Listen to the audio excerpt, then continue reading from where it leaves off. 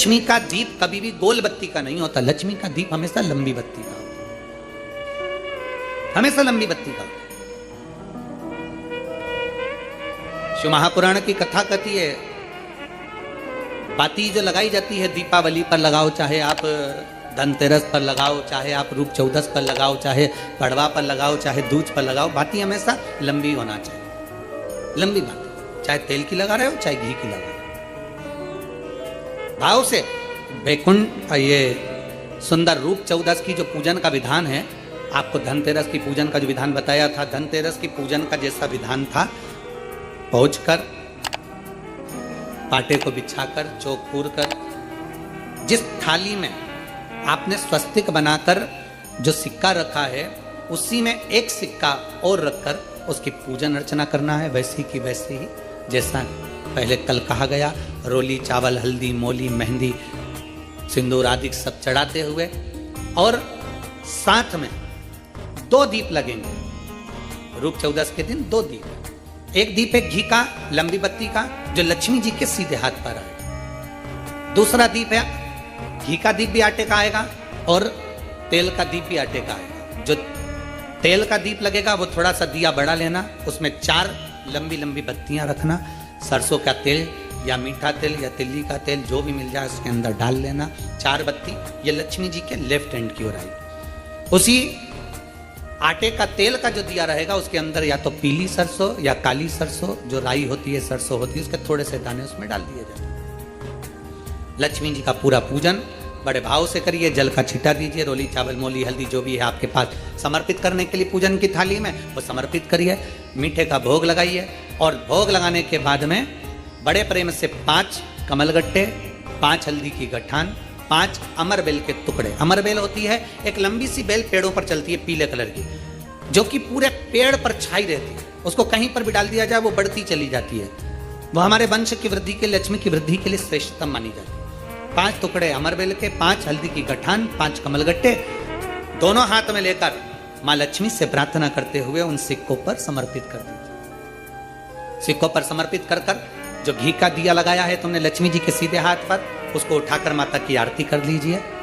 जो तेल का दिया है, घी का दिया वापिस रखकर आरती के बाद में जो तेल का दिया है 4 बत्ती वाला जो तुम जला कर रखी हो, उसको पूरे घर में घुमाकर, रूप चतुर्दशी के दिन, रूप चौदस के दिन, नरक चौदस के दिन पूरे घर में घुमाकर, सारे घर के दरवाजे खोलकर बड़े प्रेम से घुमाकर, मुख्य द्वार के बीच में जो घर से बाहर निकलने वाला द्वार है उसके ठीक बीचों बीच वो दिया 4 बत्ती का रख देना चाहिए। कुछ देर के लिए दरवाजे खुले रखना चाहिए। पूरे घर में माता लक्ष्मी का स्मरण करते हुए श्री शिवाय नमस्तुभ्यम बोलते हुए दिया रखकर जब वापिस आए, माता लक्ष्मी को झोली पसार कर प्रणाम कर कर कहें, माँ हमारे घर में निवास करो, आपका भंडार सदा भरा रहे, खाली ना हो। हे माँ, जैसे हम दामोदर मास की कथा का रसपान कर रहे हैं, कार्तिक मास की कथा को श्रवण कर रहे हैं, जैसे हमने कार्तिक के महत्व को जाना है और उस महत्व को जाना कि लक्ष्मी भगवान शिव की आज्ञा से जाती है, नारायण की आज्ञा से जाती है, उसी तरह आप हमारे घर में शिव और नारायण की आज्ञा से विराजमान होइए। माँ को प्रणाम करिए बड़े भाव के साथ। ऐसी ही ये रूप चतुर्दशी की पूजन का विधान है। आज सुंदर रूप चतुर्दशी कार्तिक मास की कृष्ण पक्ष की सुंदर चतुर्दशी तिथि, जिसके अंतर्गत अपन सब बाबा देव अधिदेव महादेव की पावन चरणों का रस स्वादन करते हुए सुंदर आनंद में रूप चतुर्दशी, नरक चतुर्दशी, छोटी दीपावली के पूजन का महत्व समझेंगे। कल कथा में वर्णन किया था, अपन सबने श्रवण किया कि धन्वंतरी जी प्रकट होते हैं, साथ में उनके हाथ में शंख है, चक्र है, सुंदर औषधियां हैं, और औषधि के साथ में एक कलश जो भरा हुआ है वो अमृत का भरा हुआ, और उस अमृत के कलश को देवताओं के नजदीक में लेकर जाना, देवताओं के पास में जाकर देना, उस अमृत के कलश को प्रदान करना। पर अगर धन्वंतरी भगवान का अवतरण हुआ है तो धन्वंतरी भगवान विष्णु का ही एक अंश अवतार है, जो अमृत औषधियों को देने वाले हैं, कोई साधारण से नहीं है महाराज, अमृत औषधियों को प्रदान करने वाले। शिव महापुराण की कथा तो यहां तक कहती है कि हमारा हृदय भी एक अमृत का कलश है और इस अमृत के कलश में स्वयं अमृत भरा हुआ है। राम नाम, कृष्ण नाम, शिव नाम, भगवान का नाम अमृत भरा हुआ है। और जब नाम अमृत जो भरा हुआ है, नाम अमृत जो हमारे पास में है, भगवान के नाम का जो अमृत है उसका भी तो हम प्रयोग कर सकते हैं। 33 कोटि देवता धन्वंतरी जी के द्वारा प्राप्त हुए उस अमृत कलश का पान कर रहे हैं, तो क्यों ना हम भी भगवान के द्वारा जो हृदय रूपी अमृत कलश है, जिसमें राम नाम, कृष्ण नाम, शिव नाम, भवानी का नाम, हमारे सदगुरु का नाम, नारायण का नाम इस कलश के अंदर भरा हुआ है, और उस कलश का हम क्यों ना प्रयोग करें कि राम राम रटते रहो जब तक घट में प्राण, कबहु तो दीन दयाल के भनक पड़ेगी कान। आप भगवान का स्मरण अमृत रूपी कलश के रूप में कर सकते हो। भगवान विष्णु स्वयं उस किसान को समझाते हुए कहते हैं कि आप धनतेरस का पूजन इस विधान से करिए।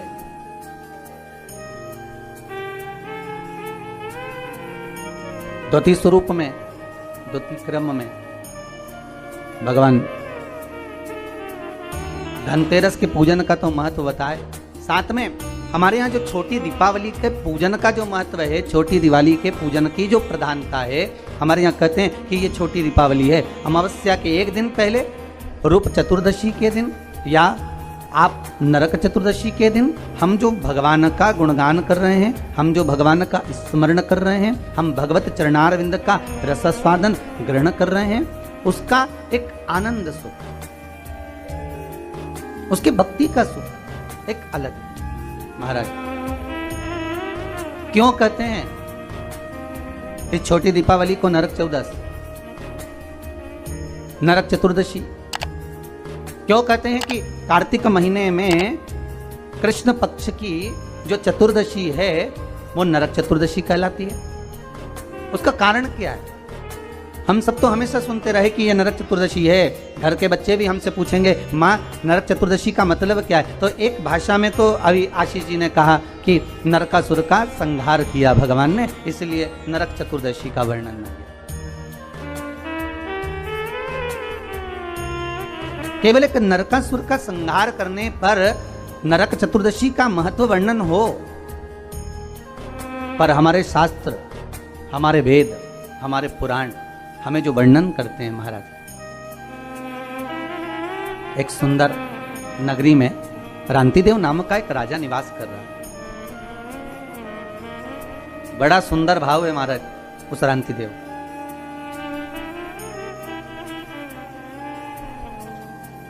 धर्म का चर्चा करना, भजन करना, कीर्तन करना, स्मरण करना, नाम जाप करना, ये रांतिदेव के नियम था। धर्म से पीछे कभी नहीं हटा, क्योंकि मानव का यदि शरीर मिला है, मनुष्य की देह मिली है, तो मानव का शरीर अगर प्राप्त हुआ है तो हम क्यों ना धर्म से जुड़कर चलें, हम क्यों ना सत्कर्म करें, हम क्यों ना भगवत चर्चा करें, हम क्यों ना भगवत स्मरण करें, अगर मानव का शरीर मिला है। बड़ी मुश्किल से प्राप्त होता है महाराज। 84 लाख योनियों में केवल एक मानव का शरीर ही है जिसके माध्यम से हम पूर्व के कर्म का भोग लेते हैं और भगवान का भजन कर कर उस कर्म को हम काट भी लेते हैं। केवल एक मानव का शरीर, केवल एक मनुष्य की देह। आस्था चैनल के माध्यम से जितने श्रोता भाई बहन कथा को श्रवण कर रहे हैं, आस्था चैनल के माध्यम से जितने भाई बहन कथा श्रवण कर रहे हैं, सुन रहे हैं, या फेसबुक यूट्यूब पर इस कथा का रसास्वादन आप ग्रहण कर रहे हैं, तो उसका महत्व समझे कि मानव का जो शरीर मिला बड़ा मुश्किल से मिला है। 84 लाख योनियां महाराज पत्नी हर योनि में प्राप्त होगी। आप जो बनकर जन्मेंगे वो उस समय पर पत्नी भी मिलेगी। आप जिस योनि में प्राप्त होंगे उस योनि में आपके बच्चे भी होंगे। हर योनि में कुटुंब भी होता है, कबीला भी होता है, पत्नी भी होती है, पति भी होता है, बच्चे भी होते हैं। हर योनि में आपको सब कुछ मिलेगा। खाने को भी प्राप्त होगा, पानी पीने को भी मिलेगा, आपको रहने के लिए कोई कोटर, कोई घर, जहां अस्तबल आदि जिस योनि में हम हैं उसमें कुछ ना कुछ आपको रहने के लिए भी प्राप्त होगा। पर हर योनि में बच्चे भी मिलेंगे, पत्नी भी मिलेगी, पति भी मिलेगा, कुटुंब कबीला भी मिलेगा, भोजन करने को अन्न भी मिलेगा या अन्न भाग जो आप खा सकते हो वो मिलेगा, पीने के लिए जल भी मिलेगा, रहने के लिए आपको भवन भी मिलेगा। आप जहां रहने का है वो सब प्राप्त होगा, प्रत्येक योनि में प्राप्त होगा, प्रत्येक योनि में। बस एक चीज प्राप्त नहीं होगी, वो क्या महाराज?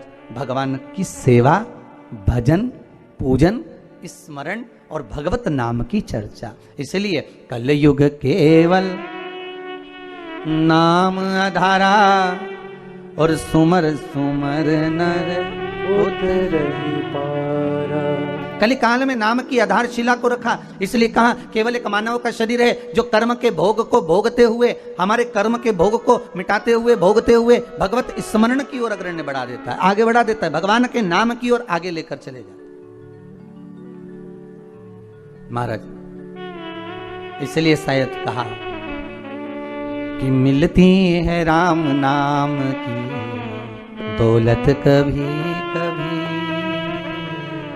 मिलती है राम नाम की दौलत कभी कभी, मिलती है राम नाम की दौलत कभी कभी, मिलती है राम नाम की दौलत कभी नहीं मिलने वाला। ये बड़ा मुश्किल से मिलता है। रांतिदेव इतने धर्मात्मा राजा थे, हर पल हर घड़ी हर क्षण दान पुण्य संकीर्तन सब करा, पर जब अंतिम समय आया, नरक चतुर्दशी का महत्व समझ रहे हैं अपन आज? नरक चतुर्दशी का आज का जो महत्व है वो समझ रहे हैं।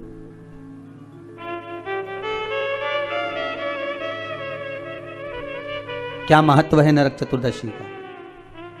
कृष्ण पक्ष की कार्तिक महीने की इस चतुर्दशी का, रूप चतुर्दशी का, नरक चतुर्दशी का क्या महत्व है उसको समझना, उसके पूजन का क्या विधान है, छोटी दीपावली क्यों कहते हैं, क्यों दिए लगाए जाते हैं, उसके महत्व को समझ। महाराज रांतिदेव का जब अंतिम समय आया और यम के दूत आए रांतिदेव को बंदी बनाने के लिए, तो रांतिदेव ने पूछा आप कौन हो, कहां से आए हो? भगवान का भजन करने वाला, स्मरण करने वाला, भगवत नाम की चर्चा करने वाला, कीर्तन करने वाला, दान पुण्य करने वाला, सत्कर्म करने वाला, भगवत नाम के भजन में डूबने वाला जब अंतिम समय में अपने प्राणों को छोड़ता है, तो महाराज शिव महापुराण की कथा कहती है, हमारे धर्म और शास्त्र कहते हैं, भजन करने वाला जब प्राणों को छोड़ता है तो यम के दूत सामने खड़े रहते हैं और उस जीव को ले जाने का जब समय होता है तब वो यम के दूत से चर्चा भी कर लेता है, बात भी कर लेता है। कई लोग कहते हैं महाराज जी क्या मरने वाला व्यक्ति यमदूतों से बात करता है? क्यों नहीं करता? रांतिदेव का चरित्र कर रहा है, आज नरक चतुर्दशी का चरित्र कर रहा है कि रांतिदेव यमदूत सामने खड़े हैं और उनसे बात कर रहा है। शिव महापुराण में राजा श्वेत का चरित्र आता है, यमदूत सामने खड़े और राजा श्वेत उनसे बात कर रहा है। मार्कंडे भगवान का चरित्र आता है, यम के दूत सामने खड़े हुए हैं और वो उनसे बात कर रहे हैं। क्यों नहीं हो सकता महाराज? अरे मुख में हो राम नाम, राम सेवा हाथ में, और तू अकेला नाही प्यारे राम तेरे साथ, कि जिंदगी की बागडोर हाथ दीना नाथ के, वो महलों में राखे चाहे झोपड़ी का। सीताराम सीता सीताराम जाहि विधि राखे राम। ताई विधि रहिए। क्यों नहीं हो सकता? अगर आप सत्संग में लगे हो, भजन में लगे हो, कीर्तन में लगे हो, मंत्र जाप में लगे हो, मंत्र स्मरण में लगे हो, भगवान की भक्ति में अगर डूबे हुए हो, तो यमदूतों की भी सामर्थ्यता नहीं, हिम्मत नहीं कि आपको उठाकर ऐसे ही ले जाए।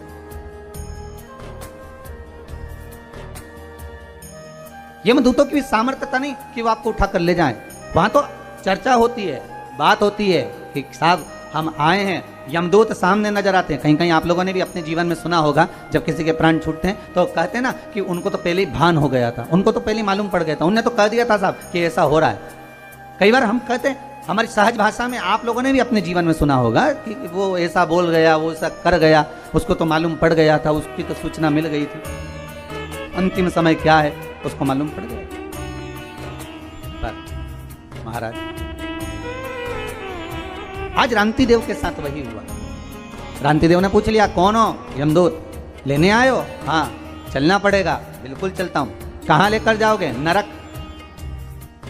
हो रांति देव करे, मैंने इतना दान करा, पुण्य करा, सत्कर्म करा, धर्म चर्चा करी, भगवत नाम लिया, जगत में मैंने सारा दान पुण्य धर्म सब कुछ करा, और तुम कह रहे हो कि मुझे नरक लेकर जाओगे? ये कहां का तरीका है? ये कौन सा तरीका है? कार्तिक महीने की यही चतुर्दशी कृष्ण पक्ष की थी, जिस दिन रांति देव यमदूतों से बात कर रहे हैं और कह रहे हैं तुम मुझे नरक लेकर जाओगे। मैंने पाप कौन सा करा है? भाई व्यक्ति अगर कोई पाप कर्म करे, व्यक्ति अगर कोई गलत कर्म करे तो कहा जाए कि इसने पाप कर्म करा है तो इसको नरक भेज दिया जाए। पर मैंने पाप कौन सा करा है जो मुझे नरक भेज रहे हो? तो कहा महाराज जी आपने 2 पाप करे। कौन कौन से? तो कहा पहला पाप ये कि दरवाजे पर गाय आई, गौ माता आई, दरवाजे पर खड़ी रही, इंतजार करती रही, और आपने गौ माता को भोजन नहीं दिया, भूखी चली गई।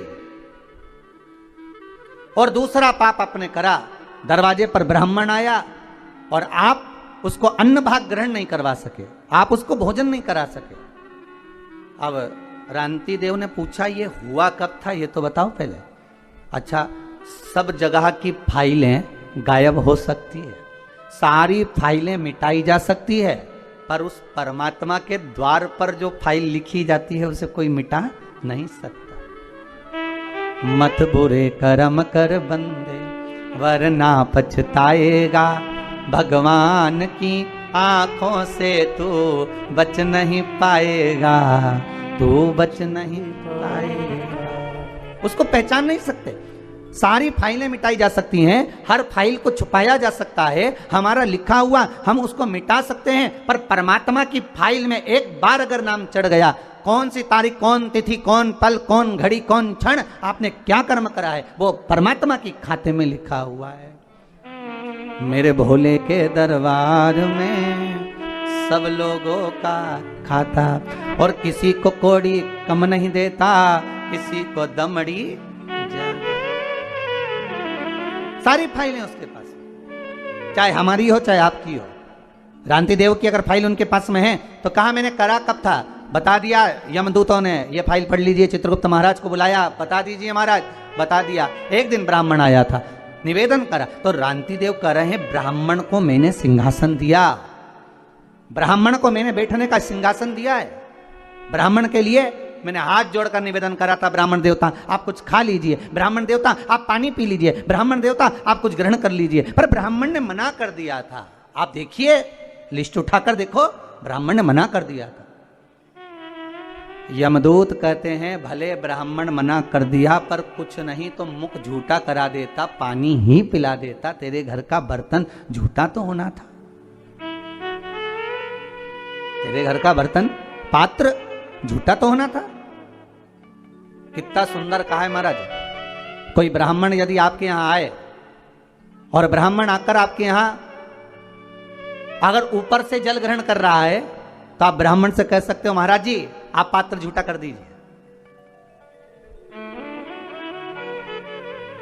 कोई ब्राह्मण अगर आपके यहां आया और वो ऊपर से जल भाग ग्रहण कर रहा है, वो हथेली में भाग लेकर, लाओ सब प्रसाद दे दो हथेली में, हथेली में भाग लेकर ब्राह्मण ग्रहण कर रहा है, तो उसको यजमान को चाहिए कि वो ब्राह्मण देवता से कहे कि ब्राह्मण देवता पात्र झूठा कर दीजिए, पात्र झूठा कर दीजिए, ये प्लेट झूठी कर दीजिए, ये पात्र झूठा कर दीजिए। क्यों? शास्त्र कहता है जितनी देर तक ब्राह्मण का झूठा पात्र घर में रखा रहता है, जितनी देर रखा रहता है उतनी देर घर से क्लेश को मिटा देता है। महाराज क्यों कहते हैं कि ब्राह्मण का मुख झूठा कराओ? अर्थात घर का पात्र भी झूठा होगा, वो रखा रहेगा। फिर घर की कोई बहू, घर की कोई माँ उस पात्र को लेकर जाती है, जब धोती है, साफ करती है, महाराज उसने अपनी जिंदगी में जितना पाप कर्म करा होता है, मात्र ब्राह्मण के पात्र का, उस पात्र को धो लेने पर भी उसके ना जाने कितने पाप नष्ट हो जाते, कितने पाप। अब झूठा कर लीजिए। मैंने कहा ब्राह्मण देव को, रंती देव करे, मैं बार बार निवेदन कर रहा हूं, ब्राह्मण देवता पानी पी लीजिए, ब्राह्मण देवता भोजन ग्रहण कर लीजिए, ब्राह्मण देवता आप कुछ खा लीजिए, पर ब्राह्मण ने नहीं खाया। यमदूत करें, आपको चाहिए था कि आप मुंह झूठा कराते, भले पानी का आचमन ही करा दे। अब देखिए आचमन करा, आप पानी का भले आचमन करा देते, पर कराना। एक दूसरा, गाय तुम्हारे दरवाजे पर आई और आपने गौ माता को रोटी नहीं दी, आप गाय को भोजन नहीं दिया। रांति देव हाथ जोड़कर बोले, महाराज आप ये गलत कह रहे हैं कि मैंने गाय को रोटी नहीं दी। महाराज मैंने गाय को भोजन नहीं दिया, आप ये गलत कह रहे हैं। मेरे द्वार पर गाय आई और मैंने गौ माता को भोजन दिया। आप देखिए, आप स्मरण करिए, भगवान यमदूत कहते हैं गाय आपके दरवाजे से भोजन कर कर चली गई थी, पर कुछ समय के बाद गाय फिर दरवाजे पर आकर खड़ी हो गई थी, उस समय पर आपने उसको भोजन नहीं दिया।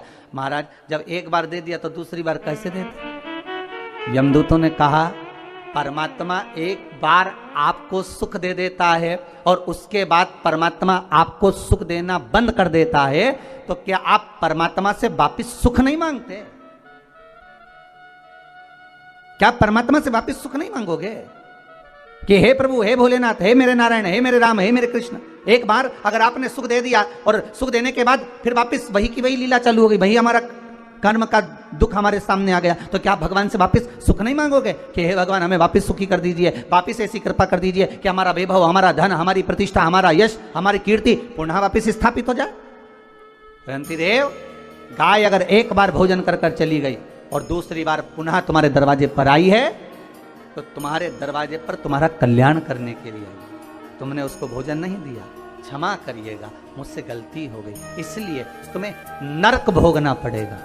रांति देव ने कहा नरक अगर भोगना तो मेरा पुण्य कहां गया वो बताओ। पुण्य तुम्हारे सामने, तुम्हारे पुण्य के बल पर मांगो, तुम बैकुंठ का भोग भोगोगे कि कुछ और मांगना चाहते हो? इतने में रांति देव ने कहा अगर मेरे पुण्य का भाग देना चाहते हो तो केवल मेरे जीवन में 1 वर्ष के लिए मृत्यु को टाल दीजिए, 1 साल मेरी मौत ना हो, मेरी मृत्यु ना हो। 1 वर्ष? हाँ, क्या करोगे? रांति देव ने कहा जो नहीं कर पाया वही करूंगा, आप 1 वर्ष के लिए मुझे पुनः मेरा जीवन दे दो। भगवान यमदूतों ने कृपा करी और यमदूत उसको छोड़कर 1 वर्ष के लिए दे दिया उसका पुण्य का भाग। रांति देव नरक को जीत लिया, वो 1 वर्ष के पुण्य के बल। इतना ब्राह्मण भोज कराया, इतना गौ माता का भाग प्रदान करा, इसलिए इस कथा को वर्णन करते हुए कहते हैं कि इसको कहते हैं नरक चतुर्दशी। क्यों? रांति देव को नरक से छुड़ा लिया था। कई बच्चे पूछते हैं कि नरक चतुर्दशी का मतलब क्या, नरक चतुर्दशी का मतलब क्या? बताना पड़ेगा कि रांति देव को नरक से छुड़ाया था। फिर रांति देव ने क्या करा? कहा महाराज इसी नरक चतुर्दशी के दिन ब्राह्मण का भोजन कराया, गौ माता को द्वार पर बुलाया, दरवाजे पर जब गाय नहीं आई तो जहां गाय बंधी थी वहां जाकर गौ माता को कासा भोजन का जिमाकर उसका आचमन कराया। उसका फल क्या हुआ कि रांति देव को फिर नरक नहीं भोगना पड़ा। फिर रांति देव जब प्राण त्यागे तो भगवान के धाम में पहुंच गए, सीधे भगवान के,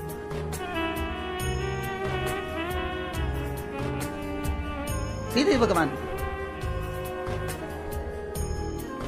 और महाराज जब जीवन में परख हो जाए, जीवन में अगर परख हो जाए तो जीवन का सुख ही दूसरा है। इसीलिए कहते हैं ना महाराज, ऐसो कोई नहीं रे या हीरा को परखइयो राम, कोई नहीं रे, ऐसो कोई नहीं रे, ऐसो कोई नहीं। काले काले गोरे हो जाए और गोरे गोरे काले, मालूम पड़े सबका रूप चेंज हो जाएगा क्या? नहीं। फिर कहेंगे क्रीम की चमक मात्र 15 दिन, 20 दिन, 3 महीना, 4 महीना रहती है, पर अच्छे कर्म की चमक जीवन भर रहती है। मरते तक भी आपका चेहरा चमकता रहेगा अगर कर्म की चमक है, अच्छा कर्म कर। रूप चतुर्दशी का नाम, रूप चतुर्दशी क्यों रखा, क्यों नाम पड़ गया रूप चतुर्दशी? तो कहा कार्तिक महीने की कृष्ण पक्ष की सुंदर ये चतुर्दशी, रूप चतुर्दशी इसलिए कहलाई कि एक सुंदर नगर, हिरण्यगर्भ नाम का एक नगर है जहां पर एक योगी रहता है। वो अपनी साधना में मस्त है। एक बार एक सुंदर नदी के तट पर गया और भगवान का भजन करने के लिए तल्लीन हो गया। एक बात बहुत ध्यान से सुनिएगा, इस रूप चतुर्दशी की कथा को, आज की कथा रूप चतुर्दशी की अगर आप सुन रहे हैं तो उसको ध्यान लगाकर सुनना कि वो योगी जब योग करने के लिए गया, साधना करने के लिए गया, तप करने के लिए गया, तो महाराज तपस्या करने, योग करने बैठ तो गया, बैठ गया वो साधना करने के, पर साधना करते करते करते करते जब बहुत समय आ गया, बहुत समय हो गया, सिर पे जूं पड़ गई, शरीर में बारीक बारीक कीड़े पड़ने लगे, उसके वस्त्र में, उसके शरीर पर बारीक बारीक कीड़े पड़ने लगे, मस्तक पर जूं पड़ गई। महीनों तप करने के बाद में, साधना करने के बाद में उसके मन में आया कि मैंने इतनी साधना करी, मैंने इतना तप करा, मैंने इतना भजन किया, इतना योग करा, उसके बाद भी मेरे मस्तिष्क में कीड़े पड़ गए, जूं पड़ गई, मेरे शरीर पर कीड़े पड़ गए, बारीक बारीक छोटे छोटे कीड़े मेरे शरीर पर आ गए। आखिर क्यों? शिव महापुराण की कथा कहती है जो भगवान के भजन में लगा रहता है, जो सत्संग में लगा रहता है, जो भगवत कीर्तन में लगा रहता है, जो भगवान की भक्ति में सदा तल्लीन रहता है, उसके शरीर से दुर्गंध नहीं आती, उसके शरीर से बदबू नहीं आती, उसके शरीर से अगर तगर चंदन की खुशबू आती है। उठाकर देखिए श्रीमद् भागवत में पूतना का चरित्र। जब तक पूतना भगवान का स्पर्श नहीं करी, भगवान कृष्ण का स्पर्श नहीं करी, तब तक पूतना का शरीर राक्षसी था। उसके शरीर में क्या गंध होगी वो वही जान सकते। पर जब भगवान कृष्ण ने पूतना के स्तनों का पान कर लिया, पूतना के स्तनों का पान करा, दूध का जब पान करा पूतना के शरीर में, स्तनों का जब पान किया है महाराज, तब जब पूतना के शरीर को अग्नि दी गई, पूतना के शरीर को जब अग्नि लगाई गई, तो पूतना के शरीर में से चंदन, अगर, तगर, गूगल आदि आदि की सुंदर सुंदर गंध आ रही थी, सुंदर सुंदर गंध आ रही है। बड़ा ध्यान करा गया कि आखिर ये क्यों? तो कहा अंतिम समय में पूतना का जो चित्त था, अंतिम समय में पूतना का जो मन था, अंतिम समय में पूतना जब प्राण त्याग रही थी, तो भगवान कृष्ण का मुखाग्रविंद देख रही थी, उस रस तत्व को ग्रहण कर रही थी, उस रस तत्व। और पूतना के शरीर, तो कहा योगी जो योग कर रहा है, साधना कर रहा है, तप कर रहा है, भगवान की भक्ति में डूबा हुआ है, तो इसके मस्तिष्क पर जूं पड़ गई, शरीर में कीड़े पड़ गए, इसको समझ में नहीं आया, मैंने इतने महीने इतना तप करा, साधना करी, और शरीर में इतने ये जुएं पड़ कैसे गए, ये शरीर में कीड़े पड़ कैसे गए। उसकी आंखों में जल भर गया, नैनों से अश्रु बहने लगा, आखिरी में रहा नहीं गया। तब देव ऋषि नारद को याद किया, तब देव ऋषि नारद निकल कर आए और नारद जी ने कह दिया, योगीराज आप कह रहे हो कि कारण क्या बना, शरीर में आखिर ये मस्तक पर जुएं कैसे पड़ गए, शरीर में कीड़े कैसे पड़ गए महाराज, क्या कारण बना है ऐसा? तो महाराज कारण बताया कि आप तन तो साधना में लगा लिए, तप तो तप में लगा लिया, पर मन भगवान में नहीं लगा पाए। अगर मन भगवान में लगा लेते तो ये शरीर चित्त अगर परमात्मा में लग जाता तो ना मस्तिष्क में जुएं पड़ते, ना शरीर पे कीड़े पड़ते। तब क्षमा मांग ली प्रभु, ये अंतरात्मा से मैं भगवान का भजन नहीं कर पाया, मैं भगवान की भक्ति को धारण नहीं कर पाया, इसलिए मेरा शरीर आज कुछ बेकार सा हो गया है।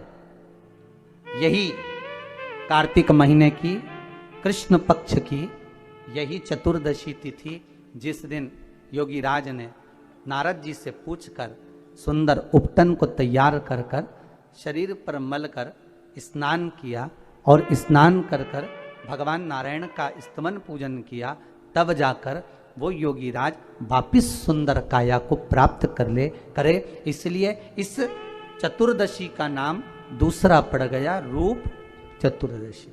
क्या नाम पड़ा है? रूप चतुर्दशी। और उस रूप चतुर्दशी के दिन, उस नरक चतुर्दशी के दिन महाराज जो हमारी पूजन का विधान है लक्ष्मी को प्राप्त करने का, इसलिए कहते हैं ये छोटी दीपावली है, यम के द्वार पर से भी बचाने वाली दीपावली, नरक से बचाने वाली दीपावली। कल धनतेरस का पूजन करा, आज रूप चतुर्दशी, नरक चतुर्दशी का वर्णन किया महाराज। कल आप सभी ने जो पाटे पर पूजन करी है, चौरंग पर पाटे पर जो आपने पूजन जमाई थी, चांदी के सिक्के में मौली लपेटी थी, सिक्के में मौली लपेटी थी, उसको थाली में रखा था, वही स्थान पर वो थाली अगर आपने उठाकर अंदर रख ली हो या कहीं पर विराजमान कर दी हो, उस थाली को कहीं विराजमान कर दिया हो, तो आज फिर पुनः वही थाली वापिस सुंदर गोबर से लीप कर या जल से उसको पोंछ कर वहां पाटा रखें, चौरंग रखें, चौकी रखें महाराज, उस पर वापिस पुनः लाल वस्त्र बिछाकर उस थाली को वापिस वहीं रखें।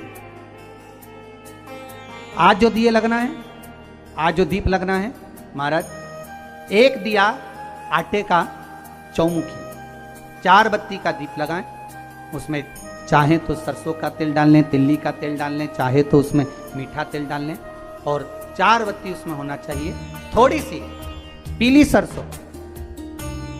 अगर पीली सरसों हो तो पीली सरसों, नहीं हो तो काली सरसों उस दीप के अंदर डाल दीजिए महाराज। एक घी का दीप लगाएं। फिर ध्यान दीजिएगा, घी का दीप जो कलदार रखे हैं, लक्ष्मी जी का जहां पूजन कर रहे हो, लक्ष्मी जी का सीधा हाथ घी का दिया होना चाहिए। तो आपका कौन सा हाथ हो गया? उल्टा हाथ। लक्ष्मी जी का उल्टा हाथ वहां पर रखो चौमुखी दीप, और महाराज जल का छींटा देकर उन जो सिक्के रखे हैं, जो लक्ष्मी जी रखी है, भगवान का जहां पूजन कर रहे हो, उस पर जल का छींटा देकर सुंदर भाव से माता लक्ष्मी का स्मरण कर कर, गणेश जी का स्मरण कर कर आप भाव से महाराज जल का छींटा देकर सुंदर वस्त्र अर्थात मौली कलेवा जो भी आपके पास में हो समर्पित कर कर भाव से रौली, मौली, चंदन, अबीर, गुलाल, मेहंदी, जो भी सामग्री पूजन का साहित्य आपके पास में है, वो उन कलदारों पर, माता लक्ष्मी पर समर्पित कर दो। 5 अमरबेल के टुकड़े, 5 कमलगट्टे, 5 हल्दी की गांठ उस पर समर्पित कर दो महाराज। माता लक्ष्मी को मीठे का भोग लगा दें, और भोग लगाने के बाद में माता लक्ष्मी को प्रणाम कर कर सुंदर जो चौमुखी दिया आपने बनाया है उसको तो वहीं रखे रहने दें।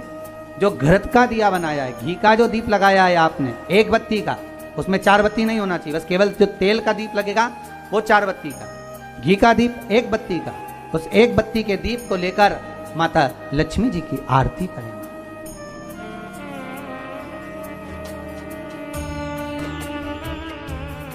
माता लक्ष्मी की आरती कर,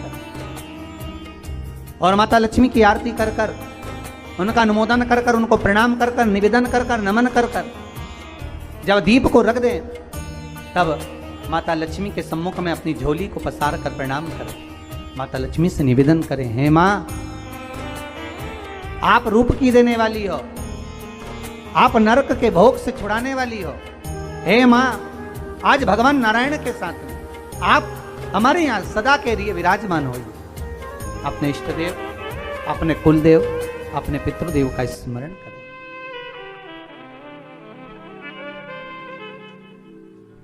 नमन करें, प्रणाम करें और निवेदन करें माता लक्ष्मी से, हे मां, ये आपकी ही कृपा है जो आज आप मेरे घर में आई हो। ये आप ही की कृपा है जो मैं आपकी सेवा कर रही हूं, पूजन कर रही हूं, अर्चना कर रही हूं। माता को हो सके लाल पुष्प उन सिक्कों पर, कॉइन पर जो पूजन करी है उस पर समर्पित कर दें। महाराज प्रणाम करने के बाद घी का दीप वहीं रखें और जो चौमुखी दिया है, दीप है, उसको उठाएं। पूरे घर में घुमाने के बाद में सारे द्वार खोल दीजिए और सारे घर में घुमाने के बाद में जो मुख्य द्वार है उस मुख्य द्वार के बीचों बीच उस दीप को रख दीजिए। प्रणाम करिए, वापिस आ जाइए। महाराज द्वार थोड़ी देर खुले रखिएगा और माता लक्ष्मी का स्मरण करिएगा, माँ को प्रणाम करिएगा। भाव से, आनंद से आज अपन सब ने सुंदर भाव से रूप चतुर्दशी और नरक चतुर्दशी के महत्व को जाना है। ये 5 दिवसीय है दीप पूजन, दीपावली का पूजन 5 दिवसीय, जो सुंदर लक्ष्मी जी का सुंदर पूजन का विधान हमारे यहाँ 5 दिवसीय दीप महोत्सव मनाया जाता है। उसमें से दूसरे दिन की कथा को आज विराम देते हुए बड़े भाव से, आनंद से आप सभी को रूप चतुर्दशी की, नरक चतुर्दशी की बहुत बहुत छोटी दीपावली की बधाई हो। संपूर्ण भारतवासियों को, देश विदेश में विराजमान सभी श्रोता भाई बहनों को बहुत बहुत साधुवाद करते हुए आप सभी को छोटी दीपावली की बहुत बहुत बधाई। श्रवण कर रहे हैं और ये पवित्र कथा भगवान देवाधिदेव महादेव की कृपा से दामोदर मास, कार्तिक मास के पवित्र अवसर पर धनतेरस, रूप चौदस, दीपावली, पड़वा और दूज, कैसे ये दीपावली महापर्व मनाया जाए, कैसे ये दीपावली महापर्व का आनंद हमारे जीवन में सुख प्रदान करे। 5 दिन जो कृष्ण